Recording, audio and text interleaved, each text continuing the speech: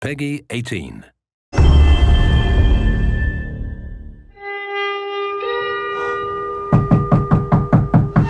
I'm coming. More than 2 years ago, when we were finishing Last of Us Part 2, and we were working on those flashbacks within that scene for the first game, we got excited with the idea of like, oh man, what if we made The Last of Us Part 1 to look as good, if not better, than what we have done with Last of Us Part 2, which we really pushed the boundaries of like what we could do from gameplay and a graphical standpoint, and felt like if we do that, we could actually come even closer to our original vision of what the first game would have been had we not been constrained by technology.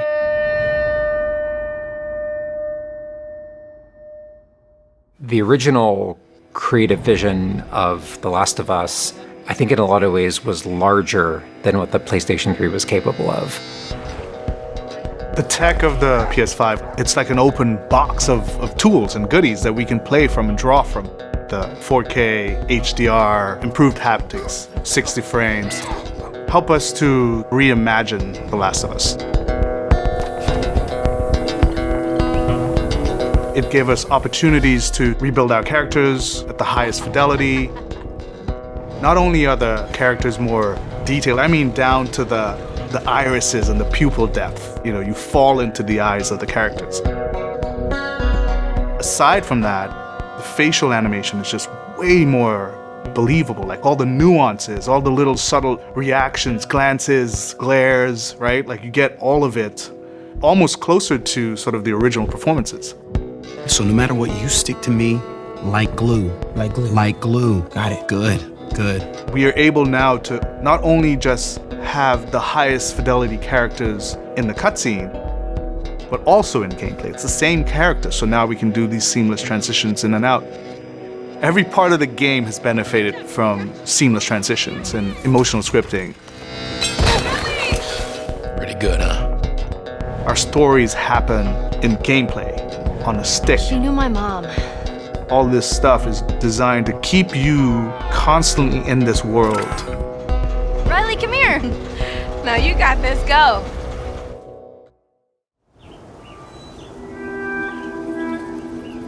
One of the things that the PlayStation 5 is really enabling is that we're able to have a density of physics objects in a scene that we could never do before. Like, this has always been the dream, is to have this number of bumpables, chippables, breakables, destructible objects in a scene. It just makes the world feel rich, makes it feel lived in. Materials kind of have the properties that you'd expect. The turret truck in Pittsburgh, when it's firing at you and it's just ripping apart the concrete and sending objects flying left and right. Seeing things break, like there's fear, there's a real fear that it invokes. And it's giving us a much more dynamic range of gameplay to play with. Surround him! Our AI tech has just increased incredibly. What we were building the basis off of was The Last of Us Part 2's AI.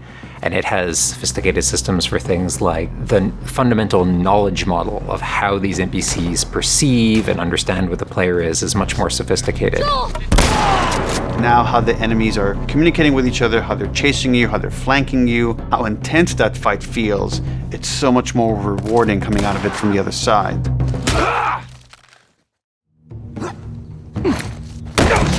Get out! One of the other big AI improvements is the buddies. The buddies technology that we developed for The Last of Us Part 2 has this very sophisticated understanding of like, okay, this is where the enemies can see their exposure. We not only have exposure, we have future exposure. So buddies can know, okay, that enemy is walking forward and they're about to round this corner. So in 3 seconds, that corner is going to be exposed. So I'd better move now to avoid this enemy seeing me.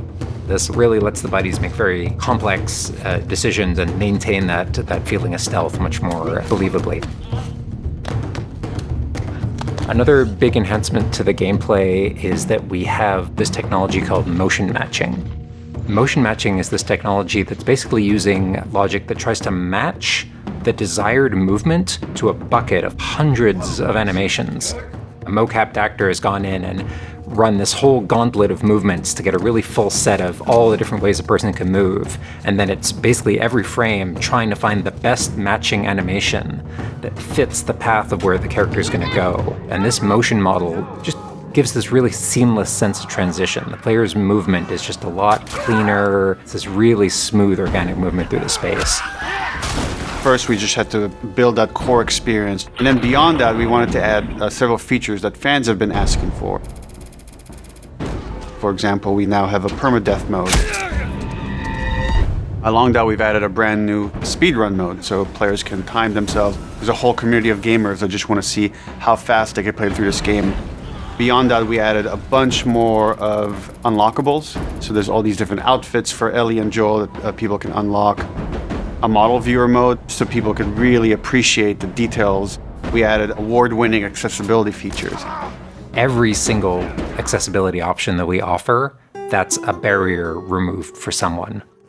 As she surveys the apartment, her eyes wander to Joel. She steps past the couch. He wears the wristwatch Sarah gifted him, which now has a cracked face. To my knowledge, this is the first PlayStation game that has audio description built into the game, built into the cinematics. Now it's nighttime. Joel stirs in his sleep. And that's really the way we've tried to push the frontier of accessibility on this game.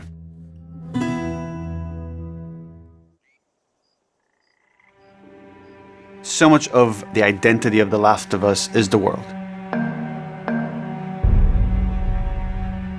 We revamped completely the art direction. You know, everything from these expansive vistas that not only are they beautiful, but you feel the environments. You feel the environments in a much more visceral way. The rooftops overlooking the Capitol building, for example, like just the breath of fresh air when you go up there and you feel that sort of release in tension.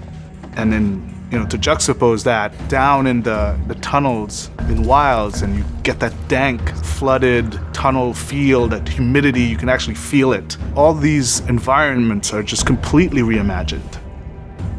Now we got our engine on the PS5, those haptics, the 3D audio, the fast loading. It really creates a much more immersive, and because of that, much more emotional experience. One of the things I absolutely love with the 3D audio in The Last of Us Part 1 is being able to hear an enemy before they sneak up on you.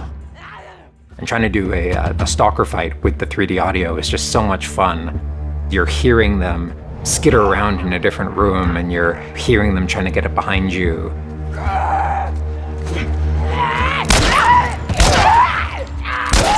Having that two-part reaction of like hearing, turning, seeing, reacting, it just really heightens that sense of just being grounded. You are in this character, you are in this world.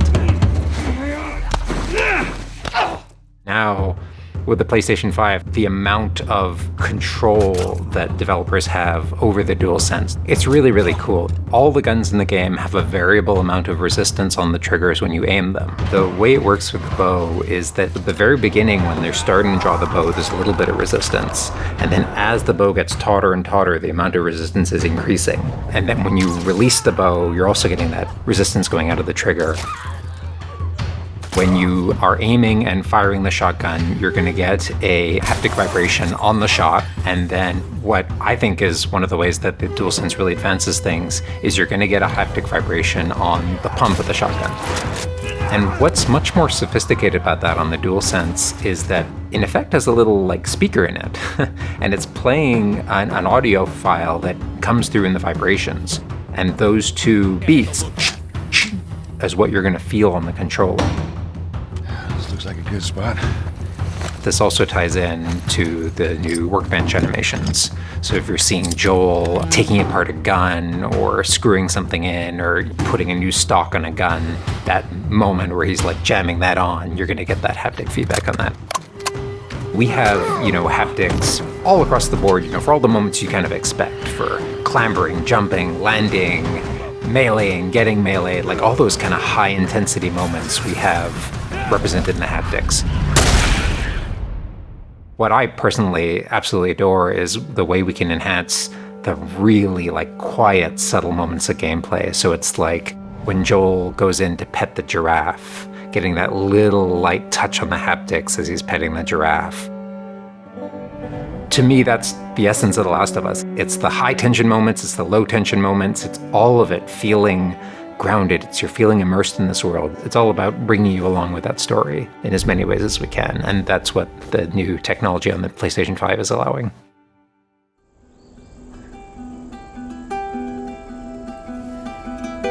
Was that everything you hoped for? Jury's still out. There's something special about that core experience of playing as Joel and Ellie on this journey.